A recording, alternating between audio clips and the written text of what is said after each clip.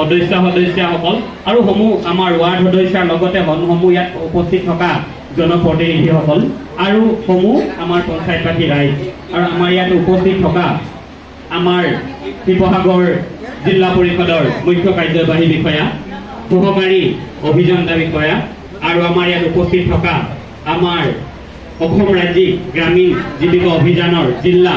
আৰু ব্লক পৰ্যায়ৰ সমূহ বিষয়া সকলোকে মই নমস্কাৰ জ্ঞাপন কৰি আজিৰ সভাখনৰ সভাপতি হিচাপে আসন গ্ৰহণ কৰিছোঁ। আপোনালোকে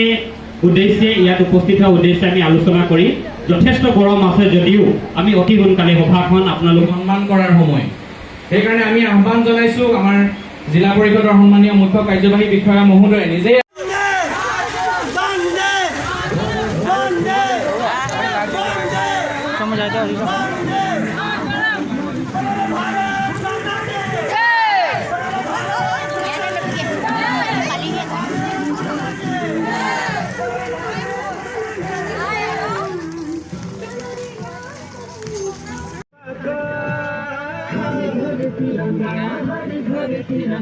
ঘরে ঘরে তিরঙ্গা পতাকা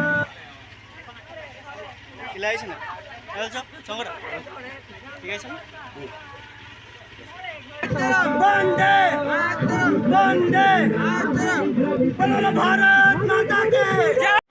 হয় যেহেতু আমাৰ দেশ স্বাধীন ৭৫তম বয়স অতিক্ৰম কৰাৰ পাছত যেহেতু চৰকাৰে আজাদী কা অমৃত মহোৎসৱৰ লগত সংগতি ৰাখি সমগ্ৰ ভাৰতবৰ্ষৰ প্ৰত্যেকটো ঘৰে ঘৰে যেহেতু জাতীয় পতাকা উত্তোলন কৰিবৰ কাৰণে অনুমতি প্ৰদান কৰিছে আৰু সেই উদ্দেশ্যে ৰাজ্যক সজাগতা কৰিবৰ কাৰণে আজি সমগ্ৰ অসমৰ লগতে আমাৰ লেঙিবৰ গাঁও পঞ্চায়ততো এখন সজাগতা সভা আয়োজন কৰা হয় আৰু এই সভাত আমাৰ মুখ্য অতিথি হিচাপে আজি অশ্বিনী কুমাৰ দলে শিৱসাগৰ জিলা পৰিষদৰ মুখ্য কাৰ্যবাহী বিষয়া তেখেতে উপস্থিত থাকে আৰু অসম ৰাজ্যিক গ্ৰামীণ জীৱিকা অভিযানৰ শিৱসাগৰ জিলাৰ বিষয়াসকল আৰু আমাৰ ব্লক পৰ্যায়ৰ বিষয়াসকলো উপস্থিত থাকে।